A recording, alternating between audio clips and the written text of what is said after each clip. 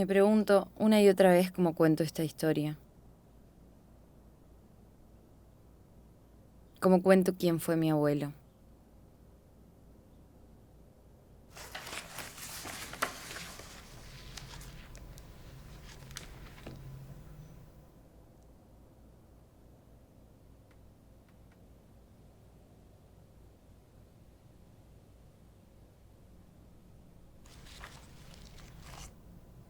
Abro y reabro carpetas, cuadernos, folios con hojas amarillentas. Está todo, absolutamente todo. Como si él hubiera estado esperando que alguien relate su vida.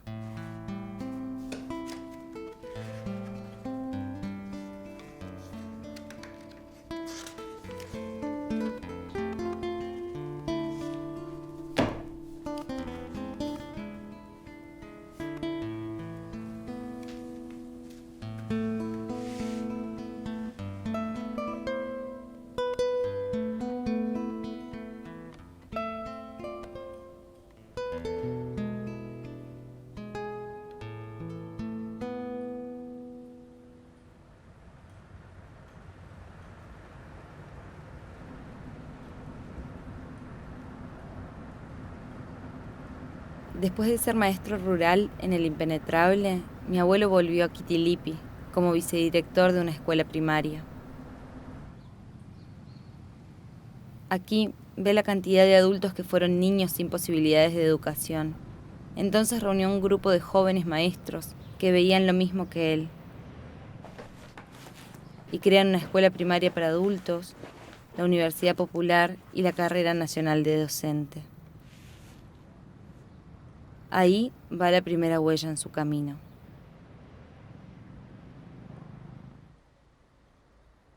En agosto de 1958, mi abuelo forma parte de quienes impulsan la primera asamblea indigenista chaqueña.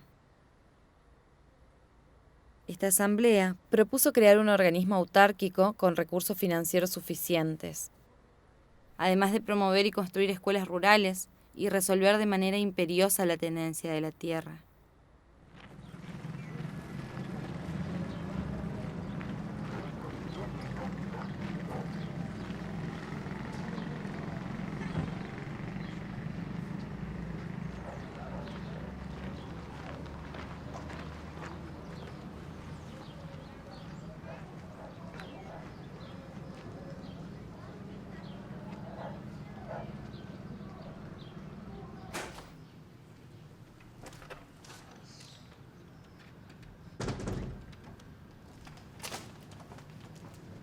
En 1959 ganó la beca para ir a México, a estudiar en el CREFAL. Este viaje transformó a mi abuelo René. Descubre la sociología, la antropología y por sobre todo, aprende lo que luego empezaría a aplicar en Chaco, la organización de las comunidades.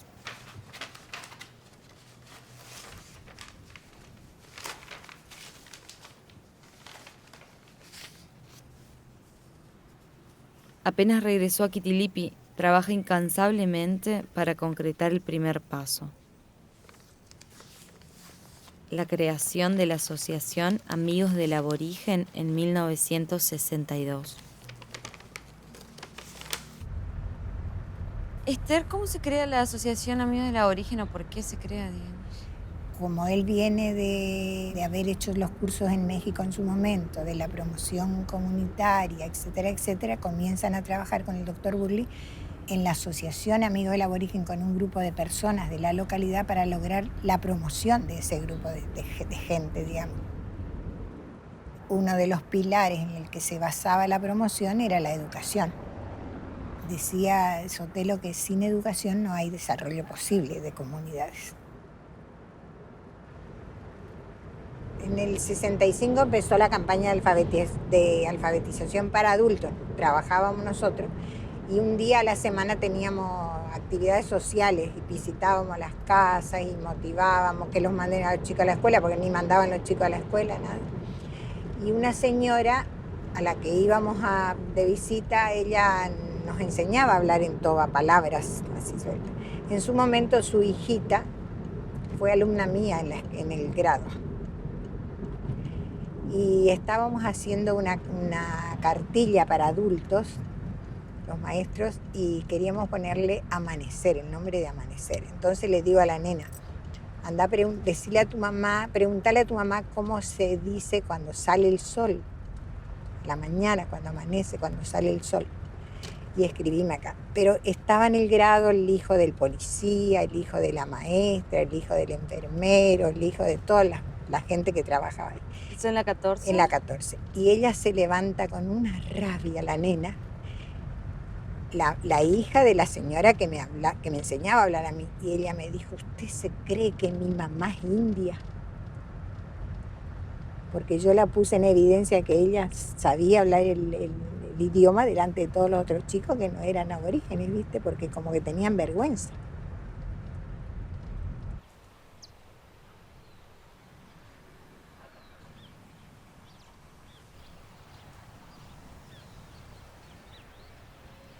¿Y cómo era en esa época la colonia? Visitábamos nosotros toda la colonia. No había en ese momento, no sé en qué veníamos a la escuela, si en una jardinera, en una volanta, en qué era, nada de vehículo ni nada. Después teníamos vehículo, pero nosotros para la escuela primaria veníamos, creo que en volanta, no sé qué. Y teníamos que ir a pie a la casa de la gente, porque no mandaban sus hijitas a la escuela, así que había días que teníamos que recorrer todo para que tengan otra vez confianza y venir, porque tenía muy mala fama la escuela en su momento. Nadie quería venir a la escuela, de la reducción se llamaba en ese momento. La colonia tiene 3 lotes, lote 38, lote 39 y lote 40. Lo primero que se hizo fue conformar asociaciones comunitarias para la organización de la comunidad. Mi abuelo nace en Quitilipi el 24 de agosto de 1928. Su padre es nombrado maestro titular en Colonia Martina, cercana a Colonia Aborigen. Así, su infancia transcurre en el espacio sin límites entre ambas colonias.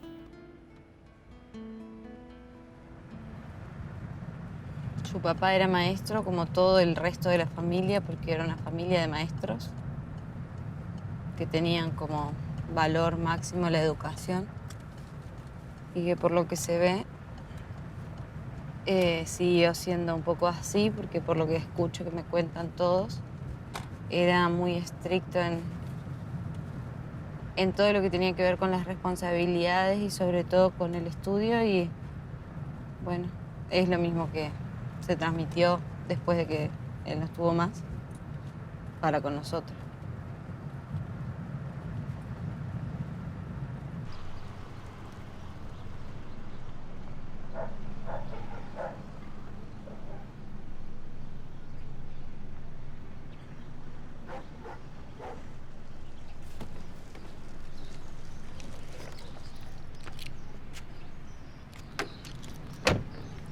Doña Mari, ¿qué hace ahí paradita?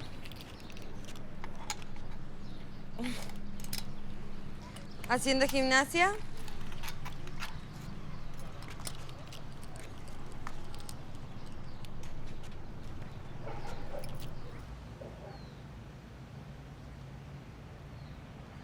¿Estás linda, viejita?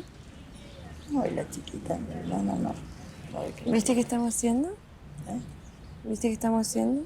¿Qué están haciendo? La película de la vida de la abuela. Ah, sí. Mucho dice.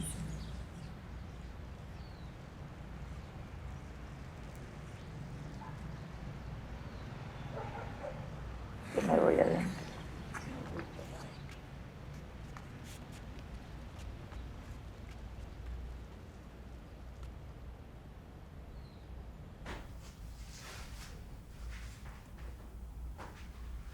Los conceptos.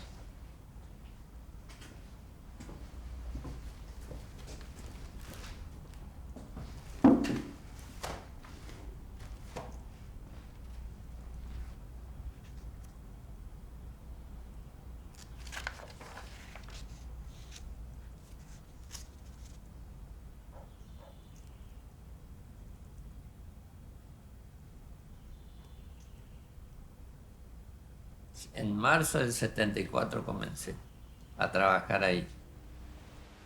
Yo lo que siempre destaqué de él, y por ahí a lo mejor en algunas cosas uno se acostumbra a esa manera, que tenía una capacidad de síntesis impresionante. Ustedes no lo conocieron, pero uno que estuve, él es probable que en una carillita de papel le ponía lo que otro necesita, 3 hojas. Tenía unos conceptos muy claros con respecto al tema indígena. Por ahí podrá no coincidir con alguno, porque uno nunca coincide con todo, pero los conceptos que tenía eran muy claros, y él pretendía la reivindicación del aborigen, que era la palabra que nosotros usábamos. Y te digo por qué usábamos aborigen, porque siempre decía que al decir indio siempre se le agregaba toda una serie de adjetivos grotescos a veces. Entonces como que la palabra aborigen era un poco más suavizante. Aparte, tomaba al indígena, si bien con todo lo que significa otra cultura y todo, pero la base de él era que, que el indígena tiene que ser una persona que tiene que ganarse su pan con el trabajo. No tenía por qué el aborigen, teniendo tierra, que tuvieran los elementos para trabajar, no tenían por qué andar viviendo de limosna. Eso es lo que él no toleraba, la limosna, que se le dé limosna al aborigen. Ellos sufrieron mucho el desprecio de la gente, la humillación de la gente. Y eso es lo que él no toleraba, el que no se conociera lo que era el aborigen, cuál era su espíritu, hasta dónde llegaba su inteligencia, que podía ser tanto o más inteligente que cualquiera de los que se creían superiores. Que había que saber valorarlo en todos sus aspectos. Él decía, hay que separar al chico, no separar de su familia, sino se consiguió un local grande donde iban a traer como lugar de residencia para los chicos. Es decir, esos chicos que se integren a los otros, ¿entendés? A los nuestros, para que vayan aprendiendo, es decir, que salgan de esa vida nómada, de esa vida sedentaria que nada les importa, viste que le da lo mismo si come hoy como no come, la forma de vida desde la casa, la cama, los utensilios que ocupaba, no era quitarle su costumbre, sino era incentivarlo y que entren con el grupo a querer ser algo, porque ahí veíamos que era la fruta del algarroba, y pasar días y días vos lo veías, y veíamos que había mucha tuberculosis también. Con nosotros, fíjate, trabajamos un doctor, aprendimos a poner las inyecciones en las naranjas, en los pomelos. El doctor nos daba la jeringa y nos enseñaba cómo se aplicaban las inyecciones. O sea que también les preparaban ustedes para que vayan a hacer el trabajo social. Trabajo social, era lo que más hacíamos. La tarea comunitaria era una tarea totalmente al margen de los empleos que nosotros teníamos en las distintas escuelas. Lo hacíamos gratis, lo hacíamos voluntariamente, lo hacíamos en tiempos de vacaciones. Y el lugar, el escenario de nuestro trabajo elegido por él fue la colonia aborigen Chaco, que en aquel tiempo nosotros tenemos que contarles a las nuevas generaciones, porque en aquel tiempo no había ni escuelas, ni caminos, ni centros sanitarios. La gente prácticamente trabajaba para subsistir en la tremenda pobreza y principalmente en la marginación, porque la sociedad lo tenía el aborigen en la peor de las consideraciones la tenía.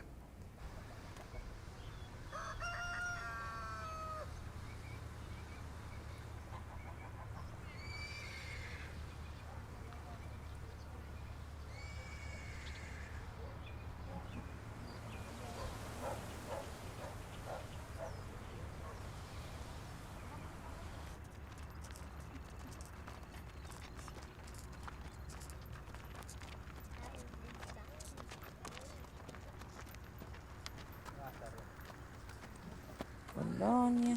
¿Y los otros que se fueron y después volvieron? Claro.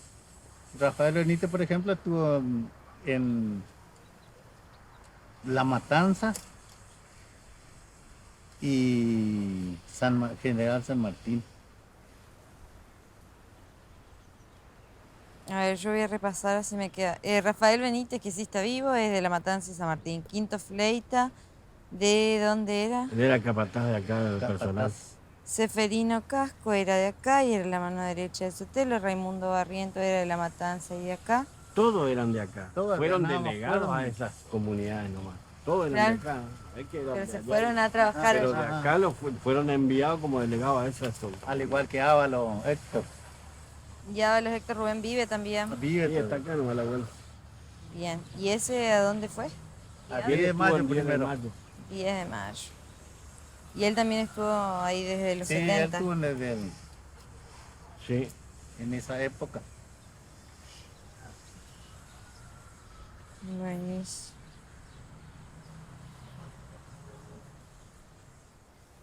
La Asociación Amigos del Aborigen, que es lo primero que hay con una declaración de principios de política indigenista y todo, es desde el año 62. Con el grupo de docentes alfabetizadores empiezan a hacer censos para ver qué población aborigen había en la colonia, qué corrientes evangelizadoras habían habido, qué corrientes también indígenas habían en la colonia, porque habían Mocoit y Com. Porque él tenía como ese principio de hay que entrarle en la familia, hacerse próximo y a partir de ahí recién invitar a este proceso de alfabetización. Betty, yo hice un cuadrito que me gustaría que me ayudes a completar y que me digas si está bien también. Como de las jerarquías, ¿no? Acá viene el Ministerio de Bienestar Social de la Nación, después el de Bienestar Social de la provincia, después viene la Dirección Provincial del Aborigen, bueno, con el director mi abuelo, y hay supervisores por área que serían en el Sausalito Diego. Área Huichí, Diego Soneira. Rodríguez, área Mocoví. ¿Y eso dónde estaba ubicado? Y bueno, los Mocoví se ubican zona Charata, Villa Ángela, San Bernardo, La Tigra. Y después puede ser que de los supervisores el cargo que se dieran los delegados. Después venían los delegados de los asentamientos. Eran todos los supervisores blancos, ¿no es cierto? Sí. ¿No habían supervisores aborígenes? Lo único que nosotros sí ayudábamos a prepararlos para que ellos sean traductores de lo que nosotros, de los mensajes que nosotros le traducíamos a los aborígenes, porque algunos no entendían. ¿Entendés? Entonces siempre teníamos algún aborigen que ya lo veníamos preparando para que él pueda explicarle a su gente bien lo que nosotros pretendíamos hacer. Bueno, después con el correr del tiempo empezamos a incluir empleados en la administración de la dirección, por ejemplo, muchos aborígenes, choferes, por ejemplo, aborígenes, los choferes de los camiones y de las camionetas, que generalmente eran aborígenes, todos. Después en la administración, acá en las oficinas, también trabajaban aborígenes.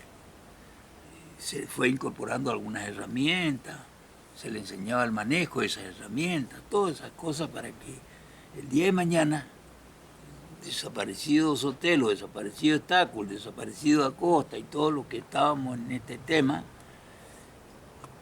ellos pudieran seguir, ¿viste? Y esa era la idea.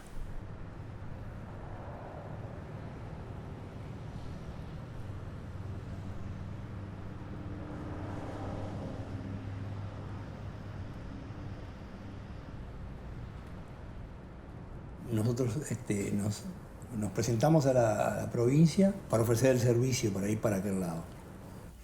Yo era como del aborigen, supervisor del aborigen, iba un compañero más y Nené como empleados de la dirección del aborigen. Después iba uno como maestra, uno como salud pública. Y ese equipito fuimos todos al Sausalito, ¿no? Y ahí nosotros en el 73, cuando íbamos, antes de ir, decidimos, ya veníamos en medio de novio, yo había pedido permiso al Papa para dejarle de ser, sacerdote no dejas nunca de ser sacerdote, no trabajar más con el proyecto de la iglesia y pasar a un proyecto distinto y en pareja, ¿no? Y bueno, y ahí nació nuestro camino juntos y nos fuimos, solitos. Con mucho apoyo de René, que siempre nos acompañó. Yo era empleado de él, pero él nos trataba de una forma muy especial porque sabía lo difícil que era toda aquella zona, ¿no? Nunca había llegado todavía a trabajar el gobierno en ese lugar, así que no había nada, no había escuela, no había salud pública, no había nada con los aborígenes.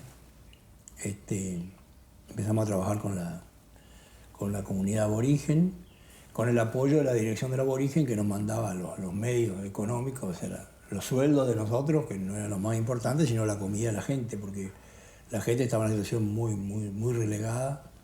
Vivían de la caza de la pesca y vivían de la transhumancia a Castelli, 300 kilómetros caminando hacían todos los años, donde muchas familias se perdían los hijos, morían en el camino, tragedias muy grandes.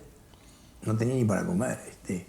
Tal es así que yo como cura cuando llegué la primera vez digo, ¿cómo voy a hacer una misa y ofrecer el pan de Cristo? Entonces, si no tenían pan para comer ellos.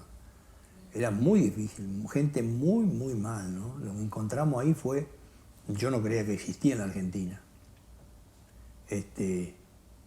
Y bueno, y nos tocó avanzar eso. Por eso también teníamos una ayuda especial de René hacia el grupo nuestro, porque sabía que él trabajaba mucho con la parte de Toba y Mocoví, y ahí las situaciones eran distintas, ¿viste? Y la nuestra era de vida o muerte, ¿no? Se nos moría mucha gente, había desnutrición grandísima y una soledad muy grande de la gente, ¿no?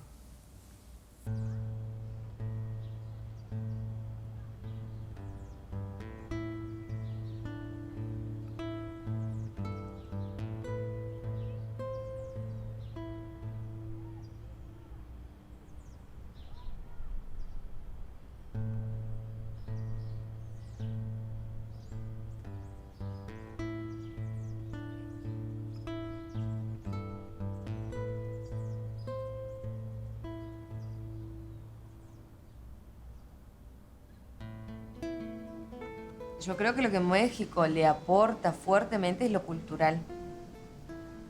Porque su tesis de México, digamos, de la primera vez que va del CREFAL, es Sugestiones sobre la educación popular en la Argentina, se llama.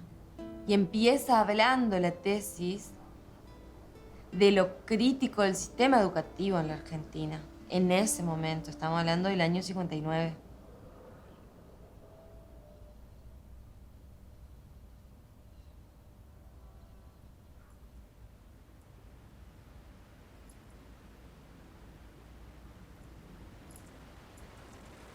¿Te acuerdas cuando el abuelo viajó a México?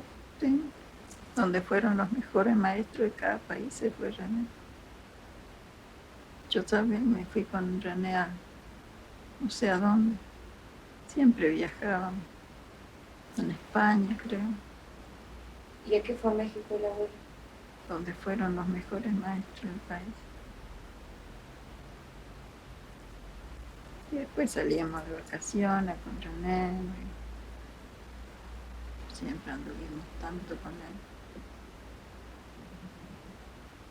Y a mí me falta mi compañero. ¿Qué le va a hacer?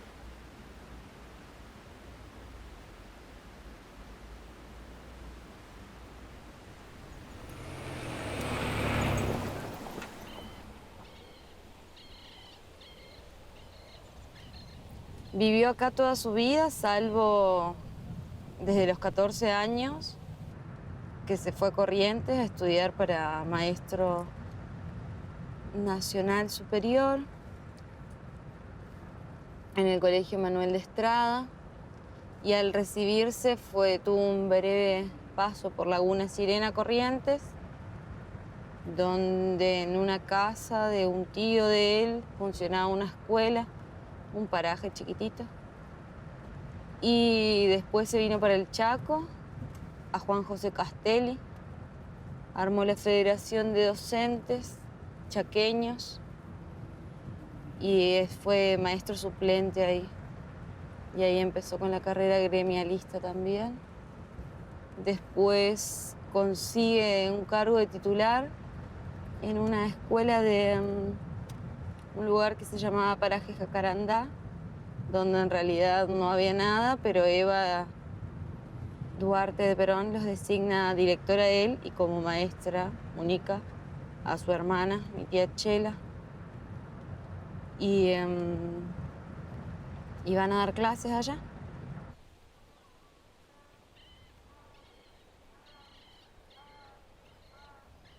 Él se casó y fue a vivir allá.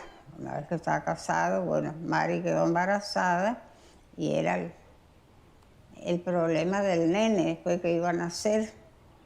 Entonces, él tuvo suerte y consiguió su traslado, que vino como vicedirector acá a la 384. Yo quedé como maestra allá. Bueno, él siguió acá como vicedirector, fue una gran alegría, sobre todo para nosotros, para la familia, que él pudiera estar acá con su familia, con Mari, con su bebé, qué sé yo, él tenía más tiempo. Bueno, y es como si acá él o consiguió posiblemente por la cantidad de maestros que había, que empezara a abrirse más el magisterio a otras cosas, no estar circunspecto a lo que enseñaba en el aula nomás, a las reuniones de maestros, a una asociación de docentes, a que el maestro sea partícipe en empezar con el gremialismo docente que no existía en esa época. Para él era como un fracaso de las escuelas en realidad. Que ha fracasado la escuela con la educación del niño indígena. Y eso era lo que para mí era como que él sufría eso, digamos, al ver que la población es tan ignorante, son pobres, simple cosechero. Eso era lo que él estaba planteando en esa cuestión, porque los niños indígenas no están capacitados, digamos, para desenvolver a la sociedad envolvente, digamos. Y planteaba esta cuestión porque él decía cómo tenemos que hacer, digamos, para que esto se cambie, para que la población de niños mejore su nivel de educación. Porque él siempre insistía mucho el tema de la educación. ¿Para qué? Para que el aborigen se capacite, que el día de mañana sea algo en la sociedad. Son tres cosas. ¿Y usted cree que él hizo cosas en torno a eso? Mira, para mi punto de vista, él hizo algo, ¿no es cierto? Para mi punto de vista, él hizo algo. Porque si no, yo no iba a tener esto. Este conocimiento no iba a tener sin el asesoramiento, sin el acompañamiento de esta persona. ¿Sí? ¿Qué se dedicó? ¿Para qué? Para asesorar al aborigen, porque el aborigen lo tenían allá nomás. Pero hoy, ¿no es cierto? Hay maestros, hay hadas, hay diputados. ¿Por qué? Porque él le despertó para hacer conocer, ¿no es cierto?, que cada persona tiene derecho, ¿no es cierto?, de ser algo en este mundo.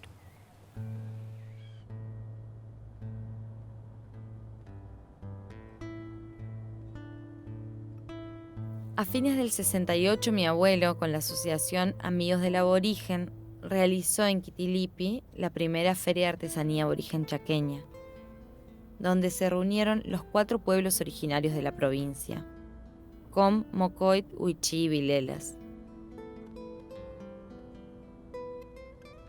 Con la feria no solo se buscaba exhibir cacharros, tejidos y cestería, sino también dar cuenta de que en la creación de cada objeto está plasmada la cosmovisión propia de cada cultura, su manera de ver y sentir el mundo.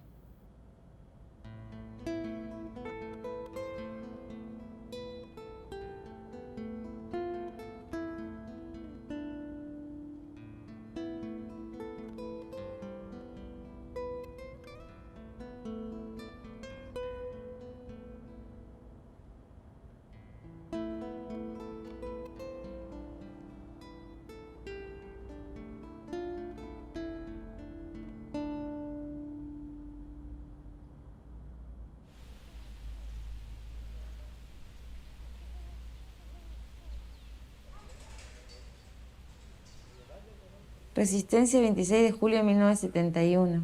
Visto y considerando la necesidad de mantener el normal funcionamiento de la Dirección del Aborigen, cuyo titular se halla de licencia reglamentaria, que ante tal circunstancia debe designarse al reemplazante de la RP Agustín Cervera en forma provisoria y hasta tanto se cumplan los requisitos exigidos para cubrir dicho cargo, que las relevantes condiciones del señor René James Sotelo y su condicionamiento sobre los objetos de las dependencias referidas lo indican como la persona que llenará satisfactoriamente las exigencias de las funciones de director del aborigen.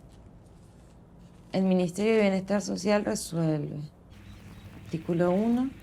Encomiéndese las funciones del director del aborigen a partir del día 26 del corriente mes al señor René James Sotelo. Comuníquese, publíquese, archívese.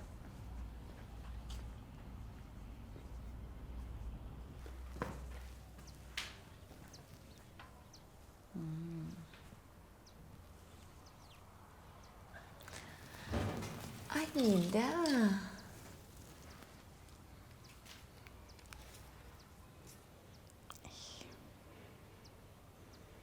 Y esta era una delegación nacional, la Reducción de Indios Napalpí. Luego fue lo que es dirección de la colonia aborigen y hoy perteneciente a la institución indígena, el IDATS. Y aquí están las oficinas de las distintas directores de áreas. Y en esta oficina que ahora hoy está acá, era la que funcionaba tu abuelo, que esta era su oficina, así que una de las principales oficinas. O sea que acá trabajaba mi abuelo. Este era el lugar de trabajo de él. Su oficina permanecía cerrada cuando él no estaba y bueno, se abría cuando él estaba acá únicamente. El resto de todo el edificio estaba, los distintos empleados, los supervisores, todo estaba abierto. Estas habitaciones eran de los oficiales del ejército, que después pasó a ser una oficina cuando vino en la época en que pasó a la provincia, se creó la Dirección del Aborigen, vino, como decís, Cervera, luego vino René James Sotelo. Que fue el segundo, digamos, director provincial del Aborigen.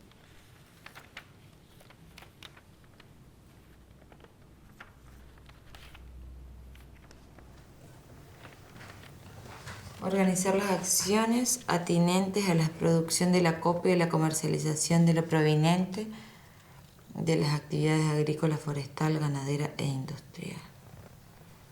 Funciones: aconsejar el tipo de explotación a realizarse, controlar la producción, proponer normas y medidas que aseguren el eficiente aprovechamiento de los recursos, asesorar y controlar a los encargados de las explotaciones agropecuarias, forestales e industriales. Sección explotación, claro, eso es del campo.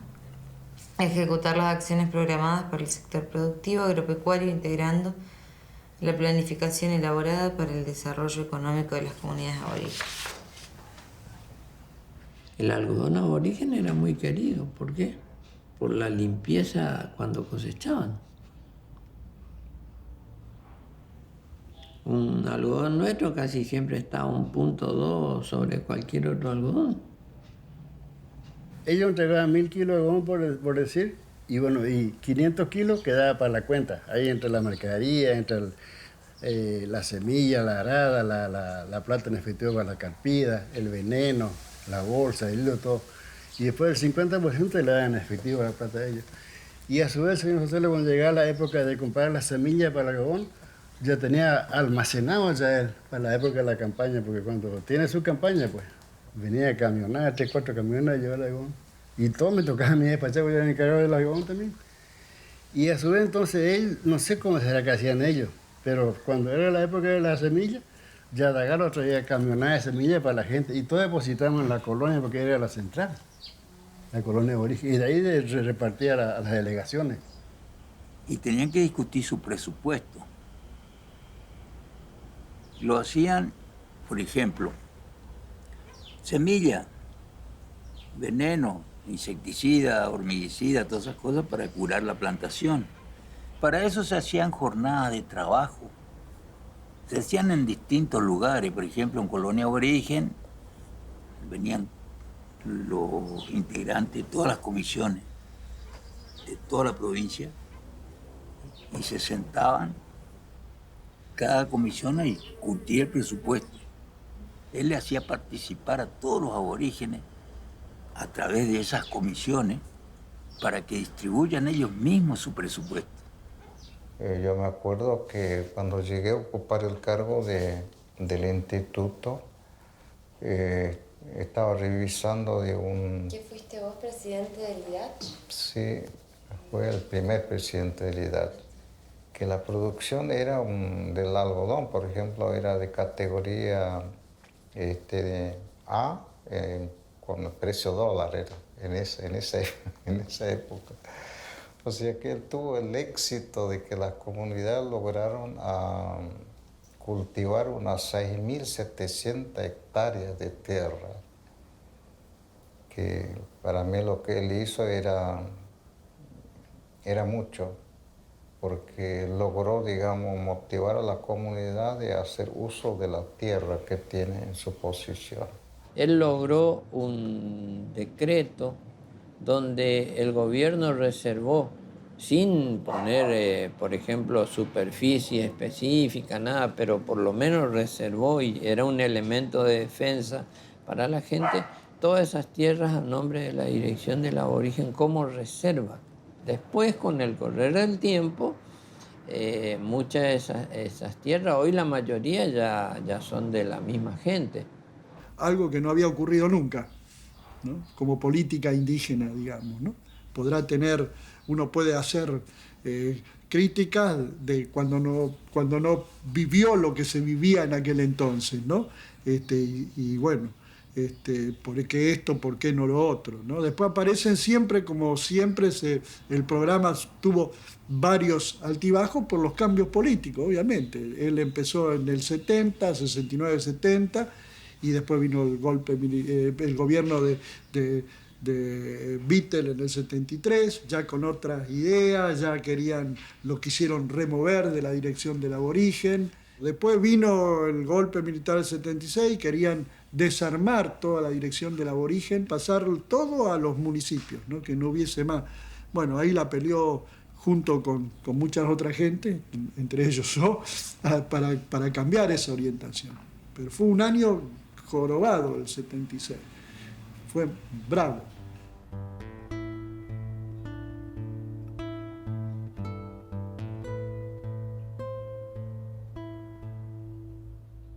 Los años 70 fueron un periodo políticamente turbulento para la Argentina, y también para mi abuelo y para quienes trabajaron con él. Su planteo integracionista y educativo es criticado y frenado tanto por los gobiernos radicales, por los peronistas, por las fracciones armadas de la izquierda y por los militares. Es acusado de ser conservador por unos y comunista por otros. Más allá de que teníamos una buena amistad, de que él era prácticamente un poblador también de Quitilipi de hacía mucho tiempo y que conocía a mi familia y todo eso, pero teníamos una diferencia ideológica y política que nos llevó en la colonia aborigen a trabajar en dos escenarios. Él estaba en la Dirección del Aborigen y yo estaba trabajando en aquella época en movilizar los aborígenes para generar una conducción más colegiada. Y bueno, Sotelo me explicaba de que esto era todo un sistema, de que hay aborígenes inteligentes y que progresan. Y yo le decía, lo que pasa es que la política de ustedes genera una burguesía aborigen, que es la que está en el centro de la colonia aborigen, y después alrededor hay indigentes y hay una masa de aborigen que no son atendidas por el Estado. En un momento, ya trabajando fuertemente con tu abuelo, con la Dirección del Aborigen, lo llevan preso a él y a un grupo grande de los blancos que estábamos allá. Era casi todo, digamos. Sí. Creo que quedamos 2 afuera, 2 o 3 quedamos. No nos llevaron y a los demás se los llevaron todos, al director del hospital, a los enfermeros, no me acuerdo, pero a varios, digamos, a paisanos también, algunos se los llevaron. al empleado en el que Y trabajaba. no sé si te comenté eso, que lazo afectivo fuerte para mí, o sea, para mí era, ¿por qué era importante René, aparte de la cabeza americanista que yo te cuento siempre, ¿no? O que te dije. Contame. No te conté, no sé. Eso Que no me habías él, dicho. o sea, a él y al grupo los llevaron preso, y en ese momento llevarte preso era ir destino a la muerte, digamos. Y yo estaba recién parida, como decimos en el campo, tenía una chiquita de 15 días, y me fui a pedirle ayuda a tu abuelo. O sea, que él hiciera algo. Yo me quería conectar con los padres de él en Uruguay para que hicieran algo, porque los iban a matar. A él y a los 7 que estaban, 7 u 8 eran, ¿no? Bueno, y tu abuelo fue el que me cobijó, me apoyó, se jugó, digamos. En ese momento era jugarse bastante, digamos, porque ni siquiera sabíamos por qué lo habían llevado preso, pero sabíamos que el que lo llevaban para adentro, lo llevaban para adentro. Interpretar hoy, con todos los elementos que ya tenemos desde el 72 hasta ahora, es diferente a ubicarnos en el 72, en el 73, donde René Sotelo, por ejemplo, se recorría hasta Miraflores, se recorría todas las reducciones aborígenes, y a todas le iba dando una solución desde su comportamiento, y para mí es un conservador liberal, inclusive, en su ideología, en su política, pero lo que yo rescato que él tenía una forma así de gestionar el recupero de esas razas aborígenes que estaban prácticamente en reducciones, derrotadas en sus generaciones, derrotadas en sus etnias. Pero eso es lo que yo rescato de él, porque él tenía una especie de investigaciones científicas o de lucha o no sé de qué, o no sé qué es lo que a él le movía para estar presente con los aborígenes. Sacarle de los aborígenes a Sotelo era como sacarle, qué sé yo, al pez del agua. Él pasó por muchos gobiernos militares, gobiernos como Cuando estaba militar él estaba mejor también, era una época buena. O sea que yo creo que, yo creo que una vez que entró la política en la dirección, ahí se terminó todo. Porque mira, estaba haciendo Sotelo, ahí no había político, no había nada más que una sola cosa, una sola línea. Esto empezó a caerse en el año 86, 87, cuando surge la ley 3258, a pesar que lo nomina como sede central este edificio, no funcionó nunca más acá. A mí me parece eso súper absurdo porque, digamos, en la época de mi abuelo, que de alguna manera, que se quiere, era un blanco criollo, como lo quiera decir, se toma el centro del Chaco como centro para las comunidades y se saca de la capital porque él tenía su sede en la capital, pero decide estar acá. Y sin embargo después, cuando se conforma el Instituto del Aborigen, lo llevan y centralizan a la capital en el pleno centro, además. Claro, en lugares donde las comunidades no tienen acceso directo. Sotelo, en su trabajo que hace con las comunidades indígenas, hoy es una enseñanza para nosotros y por otro lado nos interpela. Cómo nosotros estamos trabajando con o para los pueblos indígenas. Porque una cosa es trabajar para y otra cosa es trabajar con los pueblos indígenas. Sotelo tenía las dos cosas. Trabajaba para ellos, pero al mismo tiempo trabajaba con ellos. Nosotros los pueblos indígenas solo no vamos a revertir esa situación. Y Sotelo eso tenía claro. Por eso después empieza una decadencia en ciertos aspectos en política indígena. Sí, tenemos el Instituto del Aborigen Chaqueño, es una ley que crea el instituto donde los pueblos indígenas pueden elegir a sus propios representantes. Pero ahí viene también, y ahí creo que nos interpela, y ahí queda el trabajo que Sotelo inició no llegó a su término por razones que ya sabemos. Pero si Sotelo hubiera cumplido su tarea, es decir, los indígenas podíamos tener acceso a estos espacios el día de hoy, pero formado en este mundo, en el mundo de lo chaqueño, de lo nacional, porque una cosa es ocupar espacio, que me parece bien, pero otra cosa es estar preparado para ocupar los espacios. Una forma de afincar a la gente es que la gente empiece a elaborar y utilizar la tierra que tienen con un sistema agrícola, ¿no? Entonces el impacto grande fue que que fue otra también de las contras que empezó a tener Renault, ¿no? Porque una vez que la gente veía que podía sembrar y tenía herramientas para hacerlo, ya no iba a cosechar tanto, ¿no? Empezaba a ver también esas contradicciones, ¿no? O sea que esa es la realidad, ¿no? Pero lo central de lo que empezó a ocurrir, que no había ocurrido antes en el Chaco, es que se garantizaba la permanencia de la gente en el lugar.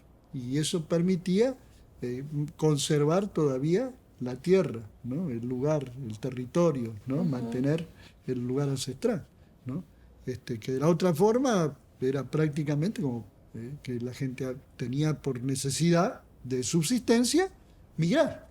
Transitoriamente 3, 4, 5, 6 meses, pero cuando volvía se encontraba con la novedad que ya estaba ocupando otro que no era indígena el lugar donde él estaba. Entonces la maquinaria, el apoyo, porque no fue solo un programa así en el aire, sino que tuvo recursos, ¿no? Llegó a haber hasta una cosechadora de granos en Pampa del Indio, ¿no? Sí, me habían contado eso. O sea, ¿por qué se fue desarmando eso? Ya te dije, ¿no? Hay los cambios políticos, las internas de radicales, peronistas, indio radical, vení para acá, anda para allá. Entonces toda esa discusión fue debilitando, muy difícil, ¿no? Pero real, ¿no? Fue debilitando cosas, pero a pesar de todo eso, se avanzó. Yo reconozco que si eso no hubiese ocurrido, no sé si hubiese habido tierra en el campo todavía para los indígenas. No sé, la verdad que no te sé decir.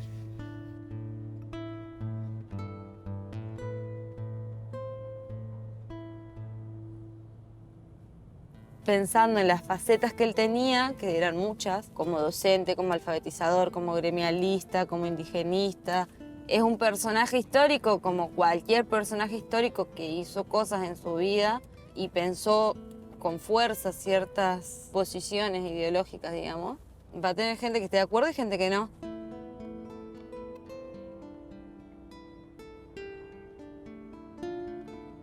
Pero en su momento también como era descubrir a un ídolo, porque era una cosa de la que no se hablaba, que yo no sabía nada, más que lo que mi abuela cuenta constantemente, que fue maestro de maestros, que fue premiado en México por haber estudiado organización de las comunidades y que después un buen día lo mató un asesino.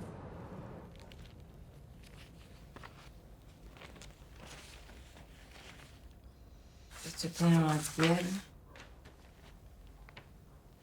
15 de mayo, al otro día ya salí.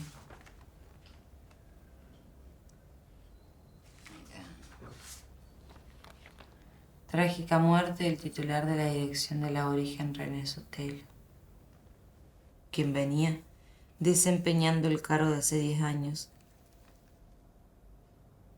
La información recogida por nuestro corresponsal indica que el suceso se produjo alrededor de las 16:25 en la intersección de las calles La Pampa y Catamarca de la localidad de Quitilipi.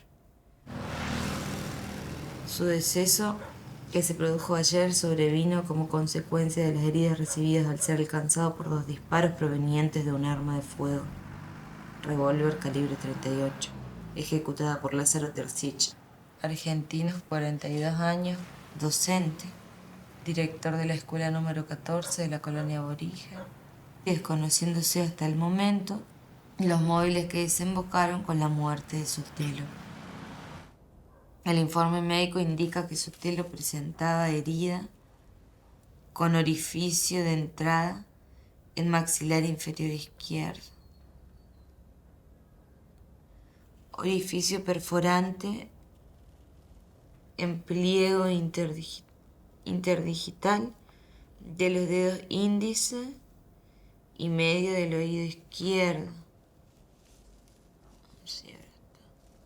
con herida localizada en la región del oído izquierdo, en la región pariento occidental temporal izquierdo. El deceso de Sotelo, que causó honda consternación en el medio, según adelantó por la corresponsalía, se produjo cuando contaba con 54 años de edad. Por otra parte, se supo que Tercich fue detenido por la policía y puesto a disposición de las autoridades competentes.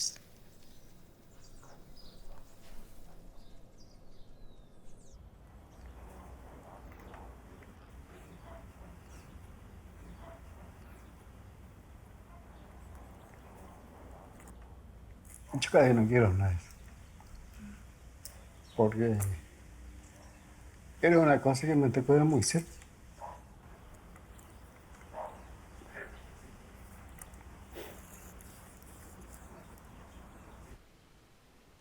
Se fue con algún sueño, se fue porque él quería terminar su proyecto y no le alcanzó.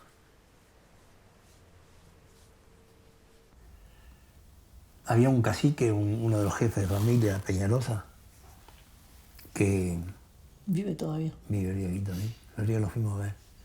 Que él decía que antes que fuera un grupo nuestro a trabajar, ellos estaban en un pozo más abajo que la basura, dice. Más abajo que la basura. Y cuando llegaban ustedes es como que alguien vino y sacó la basura de arriba y nosotros pudimos surgir. Ese es el pensamiento de él, ¿no? Y eso es lo que sentía el pueblo, ¿no? Y sabían que era gracias a Sotelo. Nosotros éramos simples intermediarios o gestores. Del equipo. Gestores de alguien que hacía fuerza de atrás, ¿no? Porque si él no hubiera tomado las decisiones que tomó y el apoyo que nos dio, no hubiéramos logrado todo lo que se logró. Que no sé cuánto es lo que se logró, no sé, pero sé que es mucho. Sé que es mucho y que la gente lo siente, lo vive y ha podido dar un paso grande en la vida, ¿no? Hoy tenemos chicos que van a la universidad y gracias a que fueron aquellos primeros pasos, ¿no? Que lo vio René y lo vislumbramos todos junto con él y le metimos pata, ¿no? Su pérdida fue como un machetazo que nos dieron, ¿no?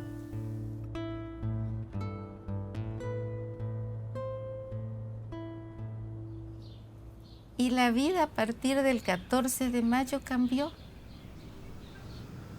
Y hasta hoy eso no entendemos. Pero lo que yo quiero que vos entiendas es que fue tan grande el dolor que nos causó su asesinato que muchos años no lo pudimos hablar. Vos me habías dicho que el pueblo había quedado dividido como un ring, ¿o no?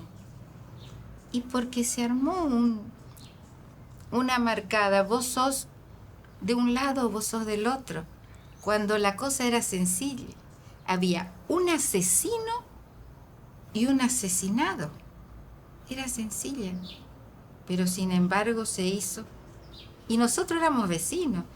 Y el asesino no estuvo nada en la cárcel, muy poco tiempo. Y recuerdo perfectamente cuando salió al poco tiempo, se hizo una fiesta en la casa y nosotros acá y escuchábamos la algarabía en ese muro. Fueron muchas cosas las que tuvimos que vivir. Y nos pusimos de pie los 3 hijos para seguir lo que se podía seguir. Y él hizo un proyecto muy bueno para que los aborígenes puedan tener una educación mejor, una salida laboral, estar más preparados. Es tan sencillo cuando en un colegio, en una escuela, se pone en marcha un programa nuevo, un proyecto nuevo, y los maestros que quieren seguir tienen que prepararse y tienen que especializarse. Y el asesino, no sé qué entendió, que lo movían a él, cuando él lo único que tenía que haber hecho es dar un paso al costado y seguir trabajando.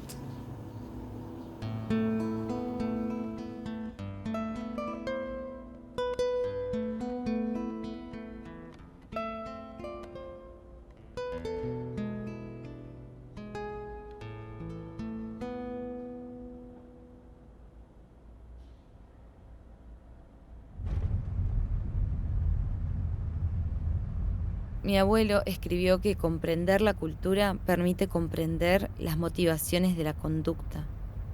Es la cultura la que hace distintos a los grupos. Es el concepto de integración el que debe orientar toda política indigenista. Esa fue su visión hasta el 14 de mayo de 1981. Aún me sigo preguntando qué habrá querido aniquilar realmente el asesino al matarlo.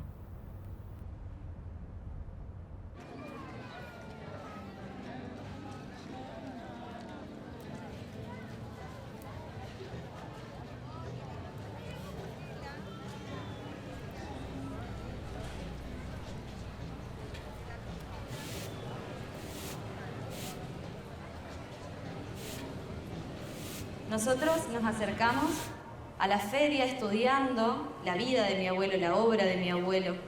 Fuimos averiguando con quiénes él trabajó, nos escucharon, nos contaron sus vivencias y de esa manera, sabiendo cómo trabajó, qué hizo René Sotelo, es que sin querer de pronto nosotros nos encontrábamos transitando su camino. René Sotelo había abierto caminos, había hecho puentes para poder comunicar a los artesanos con el resto de la provincia, con el resto del territorio. Cuando uno trabaja y tiene claro un objetivo, y en nuestro abuelo el objetivo era la revalorización de la cultura de los pueblos originarios. Y nosotros tenemos en claro hoy que la cultura es un derecho, porque todos los pueblos tienen derecho a tener su identidad. La artesanía nace en las culturas que las paren. Y realmente es una apuesta para nosotros seguir fortaleciendo esto, porque realmente sin todos esos apoyos y sin el trabajo en redes y colectivo, nada hubiera sido posible. Miachek, gracias.